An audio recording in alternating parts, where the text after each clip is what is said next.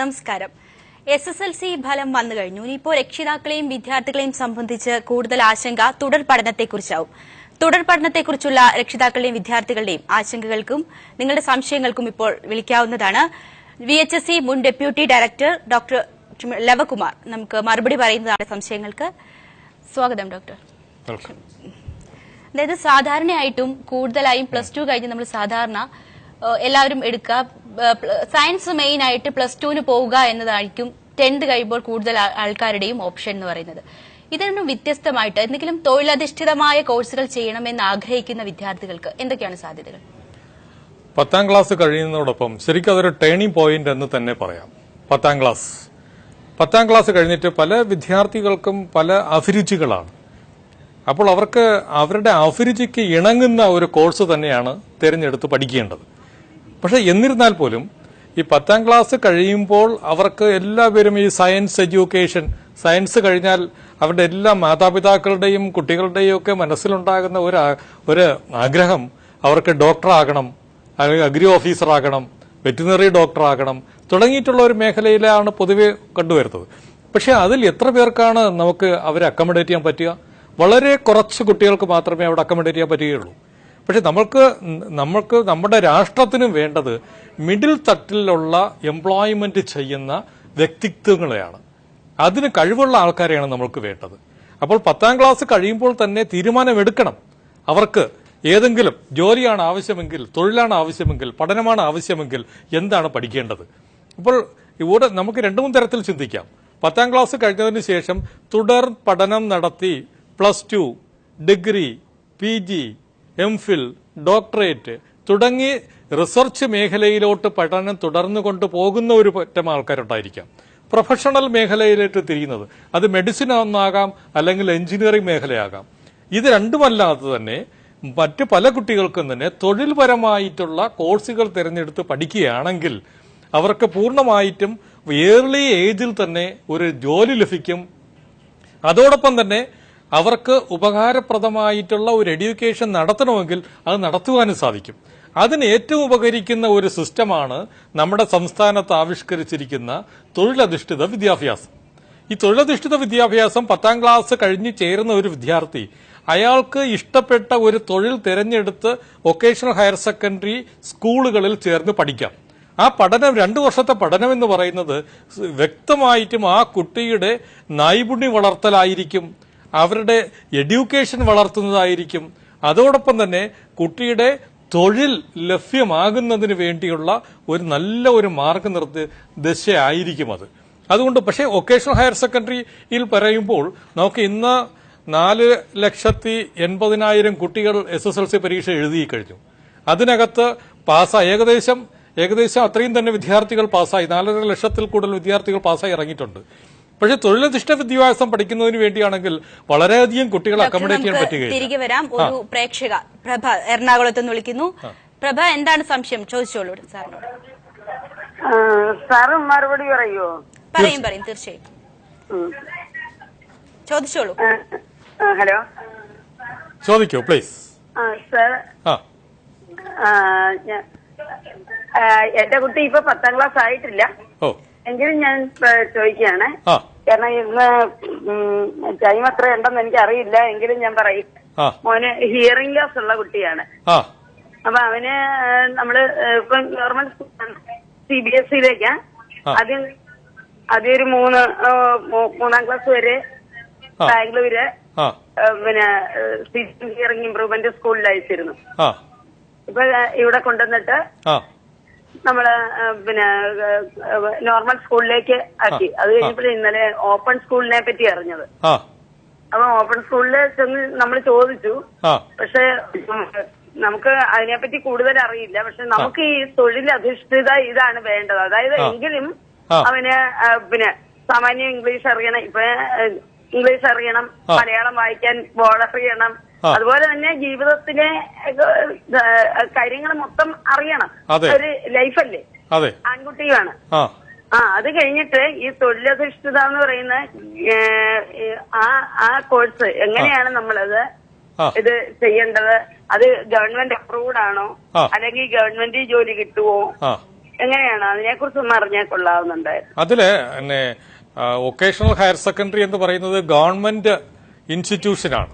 Government Kerala ഗവൺമെന്റിന്റെയും national തലത്തിലും എല്ലാം തന്നെ അപ്രൂവ്ഡ് ആയിട്ടുള്ള സ്ഥാപനങ്ങളാണ്.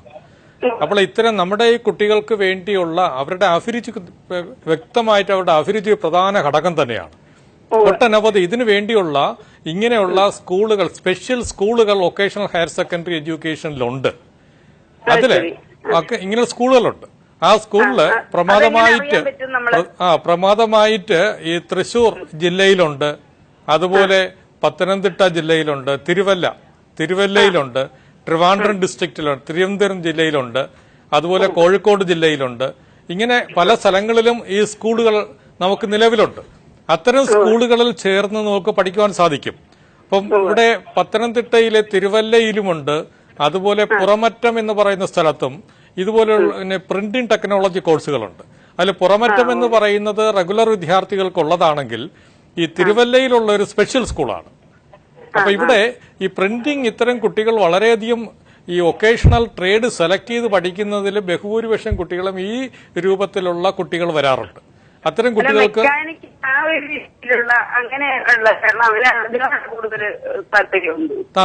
ഏതിലാണ് ഈ മെക്കാനിക്കൽ, ഈ റോബോട്ടിനെ അങ്ങനെ അവനെന്ന് പറഞ്ഞാൽ ഇപ്പം ഹിയറിംഗ് ലോസ് ഉണ്ടെങ്കിലും അവൻ നീന്തലുണ്ട്, സ്കേറ്റിംഗ് ഉണ്ട്. നമ്മൾ നോർമൽ സ്കൂളിലാണ് പഠിപ്പിക്കുന്നത്. അവനെ ഹിയറിംഗ് എയ്ഡ് വെച്ച് സ്പീച്ച് തെറാപ്പി കൊടുത്ത് എല്ലാം ചോദിക്കുക, അവന് ഉത്തരം പറയും. ആംഗ്യം സ്കൂളിൽ പഠിപ്പിച്ചിട്ടില്ല, പക്ഷെ അവന് പ്രൊഫൗണ്ട് ആണ് ഹിയറിംഗ് ലോസ്. പക്ഷെ നമ്മള് നിരന്തരമായിട്ട് പഠിപ്പിച്ചു. അപ്പൊ ഇന്ന് ഞങ്ങള് ഒരു സാറിന് സമയം ഉണ്ടോ അറിയില്ല, എങ്കിലും പറയുക, ഇന്ന് ഞങ്ങളൊരു ഓപ്പൺ സ്കൂളിൽ പോയപ്പോ അവർക്ക് ഈ കമ്പ്യൂട്ടർ സയൻസ് ഇഷ്ടമുള്ളത് എടുക്കാമല്ലോ, അങ്ങനെ ഒരു ഇതുണ്ട്. ലാംഗ്വേജ് 2 എണ്ണവും പിന്നെ നമുക്ക് ഇഷ്ടമുള്ളത് എടുക്കാം. ഓപ്പൺ സ്കൂളിലാണെങ്കിൽ 5 സബ്ജക്ട്, ഓപ്പൺ സ്കൂളിൽ 5 സബ്ജക്ട് എടുക്കണം. അതിൽ ഒരു ലാംഗ്വേജ് 4 സബ്ജക്റ്റോ അല്ലെങ്കിൽ 2 ലാംഗ്വേജ് 3 സബ്ജക്റ്റോ. അവിടെ റെഗുലറായിട്ടുള്ള വിദ്യാഭ്യാസ സമ്പ്രദായത്തിൽ നിന്ന് വ്യത്യസ്തമായിട്ട് ഓപ്പൺ സ്കൂളിന്റെ സിസ്റ്റം എന്ന് വെച്ച് കഴിഞ്ഞാൽ വിദ്യാർത്ഥിക്ക് ഇഷ്ടമുള്ള സബ്ജക്ട് എടുക്കാം.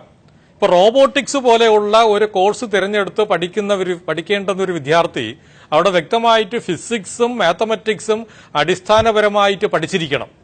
അപ്പോൾ ഫിസിക്സും മാത്തമാറ്റിക്സും എടുത്തുകൊണ്ട് മറ്റ് 3 സബ്ജക്ട് വേറെ ഏതെങ്കിലും സബ്ജക്ട്സ് എടുത്തുകൊണ്ടും ഒരു ലാംഗ്വേജ് 1 or 2 ലാംഗ്വേജും എടുത്തുകൊണ്ട് ആൾക്ക് തുടർ പഠനം ചെയ്യാൻ സാധിക്കും. അവിടെ നല്ല സിസ്റ്റമാണ്. അതിനുവേണ്ടിയുള്ള സ്പെഷ്യൽ ട്രെയിനിങ് ഉള്ള സ്ഥലങ്ങളിൽ വിട്ടാൽ മതി, അവിടെ ചേർന്ന് പഠിക്കുവാൻ സാധിക്കും. അതുപോലെ നമ്മൾക്ക് നിഷ് എന്ന് പറയുന്ന ഒരു യൂണിവേഴ്സിറ്റി തന്നെ ഉണ്ട്. ആ നിഷിൽ ചേർന്ന് പഠിക്കുവാൻ സാധിക്കും. അതുപോലെ ബാംഗ്ലൂർ പഠിച്ച ഒരു കുട്ടിയാണെന്നുണ്ടെങ്കിൽ മൈസൂർ, അവിടെ മാനസ ഗംഗോത്രിയിൽ ഇതുമാതിരിയുള്ള വൈകല്യമുള്ള കുട്ടികളെ പഠിപ്പിക്കുന്നതിന് വേണ്ടി ലോകത്തിൽ തന്നെ പ്രശസ്തമായ ഒരു സ്ഥാപനമാണ് അവിടെ ഉള്ളത്. അതറിയാമായിരിക്കുമല്ലോ, മാനസ ഗംഗോത്രിയിലുള്ളത്. ഹിയറിംഗ് ഇമ്പയർഡ് ആയിട്ടുള്ള കുട്ടികളെ എഡ്യൂക്കേറ്റ് ചെയ്യിപ്പിക്കുന്നതിന് വേണ്ടിയുള്ള സ്ഥാപനം. അത്തരം സ്ഥാപനങ്ങൾ ചേർന്ന് പഠിക്കുവാൻ സാധിക്കും. ഇനി വൊക്കേഷണൽ ട്രേഡ് എടുത്ത് പഠിക്കുകയാണെന്നുണ്ടെങ്കിൽ അവർക്ക് വൊക്കേഷണൽ ഹയർ സെക്കൻഡറി ഡിപ്പാർട്ട്മെന്റിൽ തന്നെയുള്ള ഇതുമാതിരി ബന്ധപ്പെട്ട സ്കൂളിൽ ചേർന്ന് പഠിക്കാം. അതിന് കോഴിക്കോടാണെങ്കിൽ പ്രത്യേകിച്ചും ഒരു സ്കൂൾ തന്നെയുണ്ട്, Rahmania vocational higher secondary school എന്ന് പറഞ്ഞുകൊണ്ട് അവിടെ ചേർന്ന് പഠിപ്പിക്കാം. ഇങ്ങനെ ഒട്ടനവധി സാധ്യതകൾ അവർക്കുണ്ട്. എനിക്ക് തോന്നുന്നു വളരെ ഒരുപാട് പേരൻസിനുള്ള ഒരു സംശയം തന്നെയാണ്. കാരണം ലേണിംഗ് ഡിസബിലിറ്റീസ് ഉള്ള കുട്ടികൾ വളരെയധികം ഇപ്പൊ കൂടുതലാണ്. അപ്പോൾ ഇത്തരത്തിലുള്ള കുട്ടികൾക്കുള്ള തൊഴിലധിഷ്ഠിതമായ VHSEയിൽ നിന്നൊക്കെ എന്തൊക്കെയാണ് ഉള്ള കോഴ്സുകൾ, ഏതൊക്കെ ഓപ്ഷൻസ് ആണുള്ളത്? അത് മുഖ്യമായിട്ടുമുള്ളത് ഇതിനകത്ത് കോസ്മെറ്റോളജിയുടെ ഒരു കോഴ്സ്, കോസ്മെറ്റോളജിക്ക് ചേർന്ന് പഠിക്കാൻ സാധിക്കും.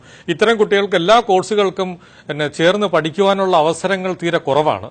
പക്ഷേ പ്രിന്റിംഗ് ആൻഡ് ഗ്രാഫിക്സ് എന്ന് പറഞ്ഞ ഒരു കോഴ്സുണ്ട്. അതിൽ ഒട്ടനവധി കുട്ടികൾ പഠിക്കുന്നുണ്ട്. ട്രിവാൻഡ്രത്ത് തന്നെ Jagathy government higher secondary vocational higher secondary സ്കൂളുണ്ട്. അവിടെ ഒട്ടനവധി കുട്ടികൾ ചേർന്ന് പഠിക്കുന്നുണ്ട്. അതുപോലെ കോഴിക്കോട് റഹ്മാനിയ സ്കൂൾ, തിരുവല്ലം ഹൈസ്കൂൾ, അതുപോലെ തൃശൂർ ജില്ലയിൽ തന്നെ കുന്നമംഗലം, അവിടെ കുന്നംകുളം, അവിടെയും ധാരാളം സ്കൂളുണ്ട്. അവിടെയും ഒട്ടനവധി കുട്ടികൾ അത് ഗ്രാഫിക്സ്, ബ്യൂട്ടി പാർലർ മാനേജ്മെന്റിന് പഠിക്കുന്നുണ്ട്, പ്രിന്റിംഗ് ടെക്നോളജി കോഴ്സുകൾ പഠിക്കുന്നുണ്ട്. അങ്ങനെ ചേർന്ന് പഠിക്കാൻ സാധിക്കും. കാരണം ഇവിടെ ഒരു കുട്ടി ജനറൽ ക്ലാസ്സിൽ മിക്സ് ചെയ്തിരുന്ന് പഠിക്കാൻ ഈ കുട്ടികൾക്ക് ബുദ്ധിമുട്ടാണ്. കാരണം അവരെ ഗൈഡ് ചെയ്യുന്നതിന് പ്രത്യേക അധ്യാപകർ തന്നെ വേണ്ടി വരും, അവരുടെ ലാംഗ്വേജിൽ അവർക്ക് കമ്മ്യൂണിക്കേഷൻ എത്തിക്കുന്നതിന് വേണ്ടി. അതുകൊണ്ട് ഇത്തരം കുട്ടികളെ സെപ്പറേറ്റ് ആയിട്ട് തന്നെ ട്രെയിൻഡ് ആയിട്ടുള്ള അധ്യാപകർ തന്നെ അവർക്ക് ഗൈഡൻസ് കൊടുത്തെങ്കിൽ മാത്രമേ ഈ കുട്ടികൾക്ക് നല്ല സക്സസ് ആയി മുന്നേറാൻ പറ്റുകയുള്ളൂ. ഒരാളൂടി വിളിച്ചിട്ടുണ്ട്, പട്ടാമ്പിയിൽ നിന്നും ആബിദ. ആബിദ, എന്താണ് സംശയം? ചോദിച്ചോളൂ. ഹലോ, ചോദിച്ചോളൂ, സംശയം ചോദിച്ചു. സംശയം ഇപ്പൊ 10ാം ക്ലാസ് പരീക്ഷ കഴിഞ്ഞു. ചോദിച്ചോളൂ. ഹലോ, എന്താണ് ഈ മെക്കാനിക്കിന്റെ ഇതിനോട് താല്പര്യം കുട്ടിക്ക്? അപ്പൊ എന്താ ചെയ്യേണ്ടത്? കുട്ടിക്ക് ചെയ്യാവുന്ന 2 മെയിൻ ഓപ്ഷൻസ് ഇപ്പോഴേ തീരുമാനിക്കണം. അതിലൊന്ന് നിങ്ങൾക്ക് നമ്മുടെ കുട്ടിക്ക് മെക്കാനിക് എന്ന് പറയുമ്പോൾ എഞ്ചിനീയറിംഗ് മേഖലയാണ്. ആൾ പഠിക്കേണ്ടതും ബിടെക് എഞ്ചിനീയറിംഗ് മേഖലയിൽ തുടർന്ന് പഠിക്കുവാൻ സാധിക്കും. അതിന് ഇപ്പോൾ ചെയ്യേണ്ടത് പോളിടെക്നിക്കിന്റെ 3 ഇയർ കോഴ്സ് ഉണ്ട്. മെക്കാനിക്കൽ എഞ്ചിനീയറിംഗിന് പോളിടെക്നിക്കിന്റെ 3 ഇയർ കോഴ്സ് ഉണ്ട്. അതിൽ ചേർന്നാണ്, അതിൽ ആപ്ലിക്കേഷൻ കൊടുത്ത്, അതാണ് ഫസ്റ്റ് ഓപ്ഷൻ. അതിൽ ചേർന്ന് പഠിച്ചിട്ട് ഈ 3 വർഷം കഴിഞ്ഞ് പാസ്സായി ഇറങ്ങുമ്പോൾ അയാൾക്ക്, ആ കുട്ടിക്ക് എഞ്ചിനീയറിംഗ് കോളേജിൽ ലാറ്ററൽ എൻട്രി വഴി, എഞ്ചിനീയറിംഗ് 4 വർഷത്തെ കോഴ്സാണ്, അതിൽ 2ാമത്തെ വർഷം നേരിട്ട് എൻട്രി ചെയ്തുകൊണ്ട് ബിടെക് പഠനം തുടരാവുന്നതാണ്. ഇതൊരു ഓപ്ഷൻ. കാരണം അവിടെ 10,000 സീറ്റ് മാത്രമേ ഉള്ളൂ. നമ്മളുടെ കേരളത്തിൽ 10,000, 10,000, 11,000 ഇടയ്ക്കുള്ള സീറ്റ് മാത്രമേ പോളിടെക്നിക് കോളേജുകളിലുള്ളൂ. അപ്പോൾ അതിൽ ലഭ്യമായിട്ടില്ല എന്നുണ്ടെങ്കിൽ മറ്റൊരു ഓപ്ഷൻ ഉള്ളത് വൊക്കേഷണൽ ഹയർ സെക്കൻഡറി എഡ്യൂക്കേഷനിൽ എഞ്ചിനീയറിംഗ് ടെക്നോളജിയുടെ കോഴ്സുകളുണ്ട്. അത് മെക്കാനിക്കൽ കോഴ്സുകളുണ്ട്. ആ മെക്കാനിക്കൽ കോഴ്സുകളിൽ ചേർന്ന് ഓട്ടോമൊബൈൽ കോഴ്സുകളിലോ അല്ലെങ്കിൽ റെഫ്രിജറേഷൻ, എയർ കണ്ടീഷനിങ് കോഴ്സുകളോ, ഇതെല്ലാം തന്നെ മെക്കാനിക്കൽ എഞ്ചിനീയറിംഗുമായി ബന്ധപ്പെട്ട കോഴ്സുകൾ തന്നെയാണ്. ഇത്തരം കോഴ്സുകളിൽ ചേർന്ന് ഈ 2 വർഷത്തെ പഠനം പൂർത്തിയാക്കി കഴിഞ്ഞാൽ VHSCയുടെ മെക്കാനിക്കൽ എഞ്ചിനീയറിംഗിന് 2 വർഷം കഴിയുമ്പോൾ ഹയർ സെക്കൻഡറിയുടെ ഫിസിക്സ്, കെമിസ്ട്രി, മാത്സ് ഗ്രൂപ്പിന് തുല്യമായ +2 പാസ് ഔട്ടായി മാറുകയാണ്. അങ്ങനെ മാറിക്കഴിഞ്ഞാൽ എൻട്രൻസ് എക്സാമിനേഷൻ എഴുതി അയാൾക്ക് ബിടെക് എഞ്ചിനീയറിംഗ് കോളേജിൽ ചേർന്ന് പഠിക്കാവുന്നതാണ്. അപ്പൊ ഇവിടെ ഒരു കാര്യം ശ്രദ്ധിക്കേണ്ടത്, ഇവിടെയും സീറ്റിന്റെ നമ്പർ തീരെ കുറവാണ്. വൊക്കേഷണൽ ഹയർ സെക്കൻഡറി എഡ്യൂക്കേഷനിലും വളരെ മുൻപന്തിയിൽ വരുന്ന വിദ്യാർത്ഥികൾക്കാണ് ഇവിടെയും. A+ ഉണ്ടോ? 10ാം ക്ലാസ്സിൽ എന്താണ് 70% മാർക്കാ കുട്ടിക്ക്. ഓക്കെ, അപ്പോൾ സാധ്യത തീരെ കൂടുതലാണ്, കിട്ടാനുള്ള സാധ്യതയുണ്ട്. അതുകൊണ്ട് ആപ്ലിക്കേഷൻ കൊടുക്കുക. പിന്നെ പോളിടെക്നിക്കിലും കൊടുക്കണം, വൊക്കേഷണൽ ഹയർ സെക്കൻഡറി സ്കൂളിലും കൊടുക്കണം. കേട്ടോ? ഈ നമ്മൾ അതായത് പോളിടെക്നിക് ചൂസ് ചെയ്യുന്നവർക്ക് എഞ്ചിനീയറിംഗ് പ്രൊഫഷനിലേക്ക് എത്തുമ്പോൾ കൂടുതൽ ഒരു പ്രിഫറൻസ് ഉണ്ട് എന്ന് പറയാറുണ്ട്. അപ്പൊ അത് എത്രമാത്രം സത്യമാണ്? വളരെ സത്യമാണ്. കാരണം ഈ എഞ്ചിനീയറിംഗ് എന്ന് പറയുന്ന ഒരു ട്രേഡ്, ബിടെക് ട്രേഡ് ഡിഗ്രി തലത്തിൽ കയറി കഴിഞ്ഞാൽ അവർക്ക് അത് കഴിഞ്ഞ് തുടർ പഠനത്തിലോട്ട് അവർ ചെല്ലുമ്പോൾ അവർക്ക് വ്യക്തമായ ഒരു ദൃശ്യ ലഭ്യമാകുന്നത് ബേസിക്കലായിട്ട് ഈ +2 തലത്തിൽ എഞ്ചിനീയറിംഗിന്റെ കൺസെപ്റ്റോട് കൂടി ചെല്ലുന്ന കുട്ടികൾക്ക് മാത്രമാണത്. ഇപ്പോൾ സാധാരണ ഇപ്പോൾ ബിടെക്കിന് എൻട്രി കിട്ടുന്നതെല്ലാം തന്നെ +2 ഇനി പിന്നെ മാത്സ് അധിഷ്ഠിതമായ +2 പാസ്സായി ഇറങ്ങുന്ന കുട്ടികളെയാണ് എൻട്രൻസ് എക്സാമിനേഷൻ വഴി എഞ്ചിനീയറിംഗ് കോളേജുകൾ ബിടെക്കിന് അഡ്മിഷൻ ചെയ്യുന്നത്. പക്ഷേ പോളിടെക്നിക്കിൽ നിന്ന് 3 ഇയർ കോഴ്സ് കഴിഞ്ഞിട്ട് ചെല്ലുന്ന ഒരു കുട്ടിയോ അല്ലെങ്കിൽ വൊക്കേഷണൽ ഹയർ സെക്കൻഡറിയിൽ ഈ എഞ്ചിനീയറിംഗ് ട്രേഡ് പഠിച്ച ഒരു കുട്ടിയോ. ഒരു കോളറോട് ഷറഫുദ്ദീൻ ചോദിച്ചോളൂ, സംശയം എന്താണ്? ചോദിക്കൂ.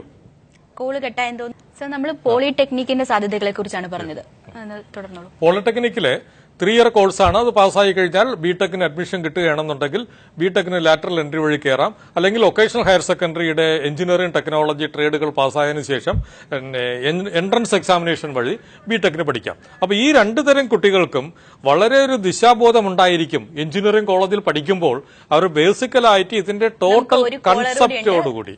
ജോൺസൺ കോഴിക്കോട് നിന്നും സംശയം ചോദിച്ചോളൂ, എന്താണ് ചോദിക്കാൻ? നമസ്കാരം, ചോദിച്ചോളൂ. സാറേ, ഇത് 10ാം ക്ലാസ് പാസ്സായി 80%. അപ്പൊ ഒരു SI ആയിട്ടോ ഒരു പട്ടാളക്കാരനായിട്ടോ ജോലി നോക്കണം. സാറേ, ഇത് 10ാം ക്ലാസ് 80% മാർക്കോടുകൂടി ടിവിയുടെ വോളിയം കുറച്ച് ഫോണിൽ ശ്രദ്ധിക്കും. 10ാം ക്ലാസ്സിന് 80% മാർക്ക് കിട്ടിയോണ്ട് അഭിനന്ദനങ്ങൾ അറിയിക്കണം കുട്ടിയോട്. അത് എന്നിട്ട് ഈ നല്ലൊരു ദിശയിലോട്ടാണ്, രാഷ്ട്ര സേവനത്തിന് വേണ്ടിയാണ് ഈ കുട്ടിയുടെ സർവീസ് മാറ്റി വയ്ക്കാൻ താല്പര്യം